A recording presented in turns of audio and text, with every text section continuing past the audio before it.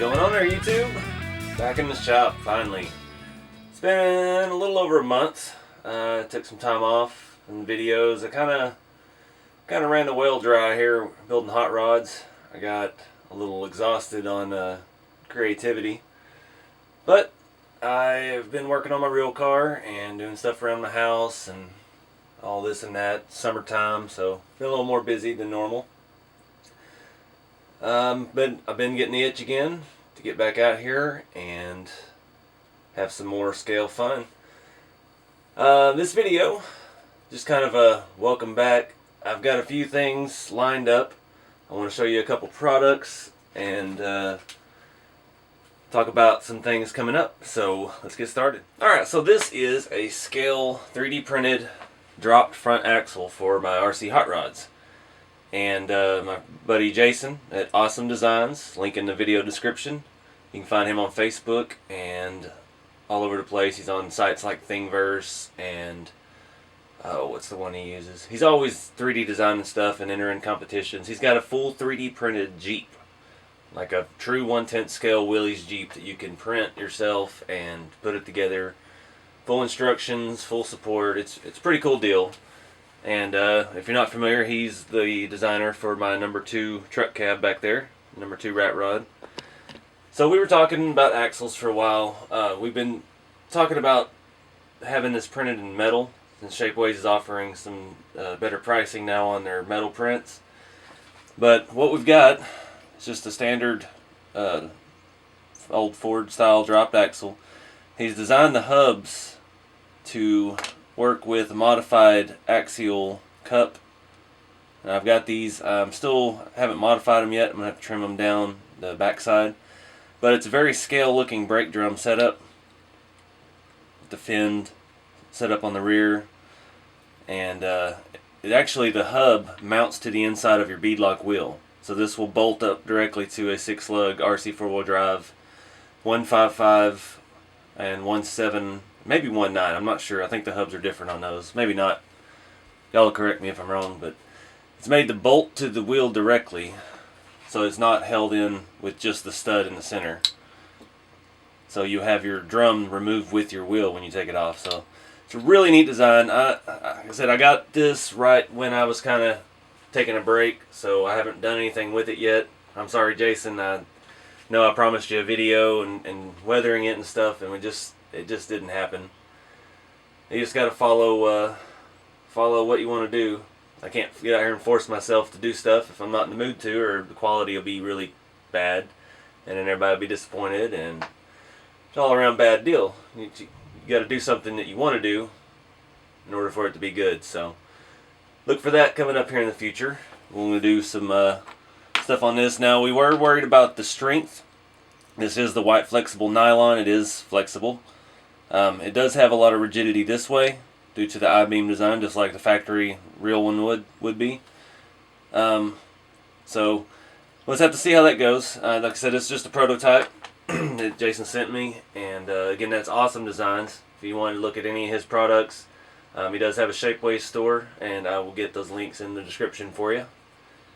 Moving on here, the next scale product I got from Drink Machine Shop. I was talking with him. He emailed me or messaged me in one of my videos on the number 4 build. Let me get that up here and show you what we're doing. Alright, so if you remember here on the number 4 build, I did this wild cantilever setup on the rear suspension.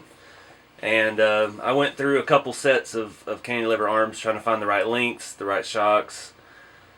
It looks okay. I mean, it's the best I can with. I don't have machining tools. I was out here grinding metal with a Dremel and a sander, and just trying to make something that would work. They look like bananas up there.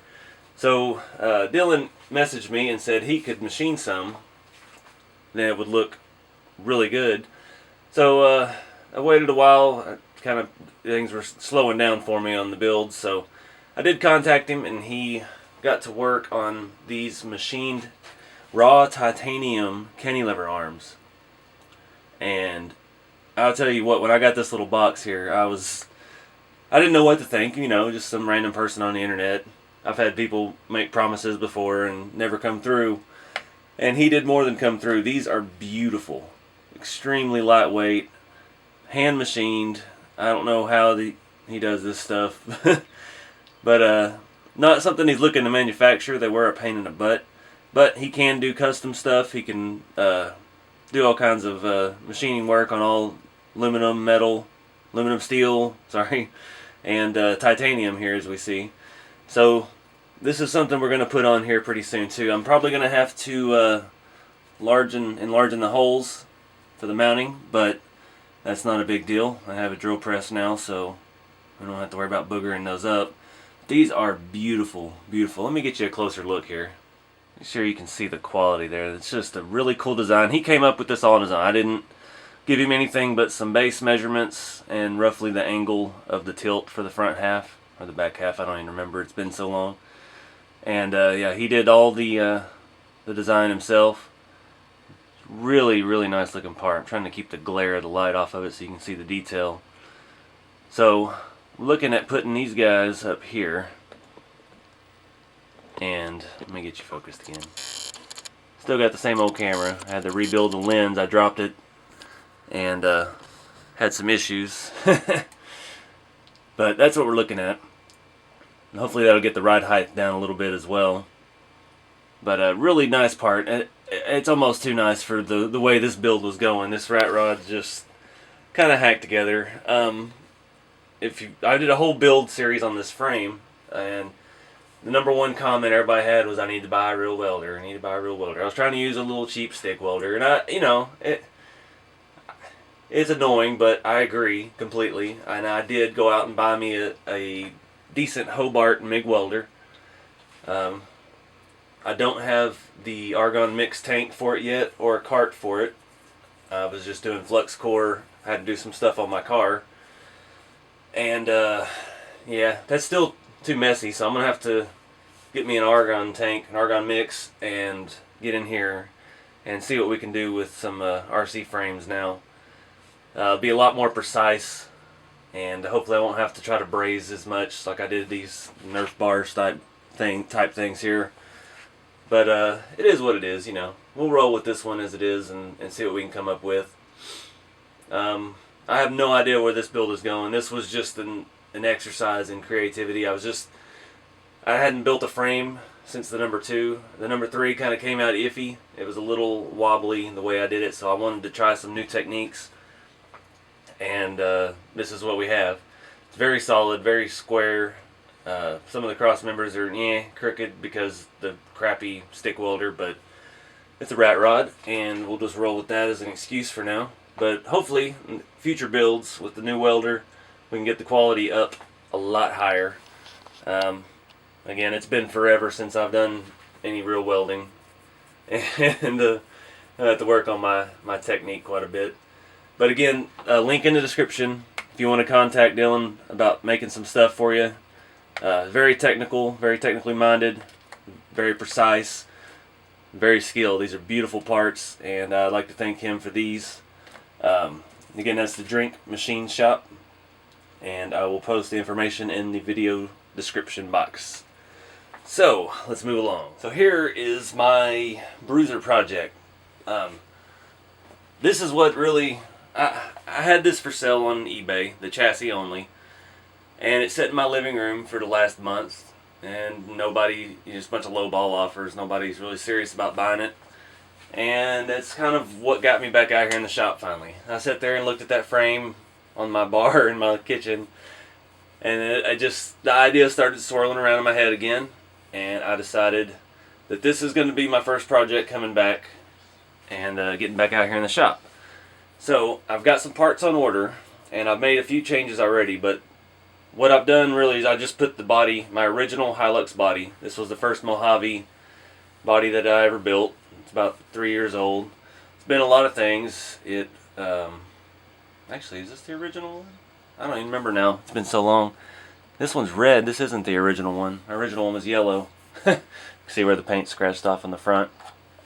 So this was the second Mojave body I had from RC 4-wheel drive. But I'm kind of getting back to basics. I want to do this as a scale crawler. When I first got back in mid-2000s when the RC crawler thing really kind of took off, but there wasn't any product. Everybody was converting Bruisers. You'd buy an old Tamiya Bruiser and you'd hack together some TLT axles or something so you had the narrow width in the back, and everybody was running the original Tamiya Hilux body with the shallow bed and the little half camper top on it and all that stuff. And that's really what was the catalyst for me to getting into crawlers, were all those cool original Bruiser builds.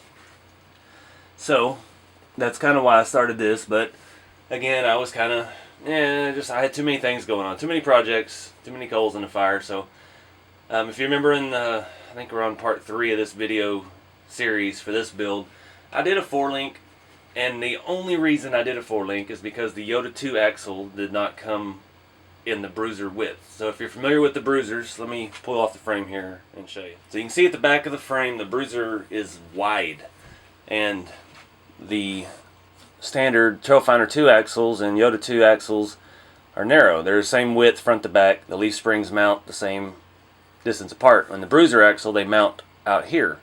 And it does cause some issues with when you're flexing. I mean, your suspension and stuff's way out on the edge.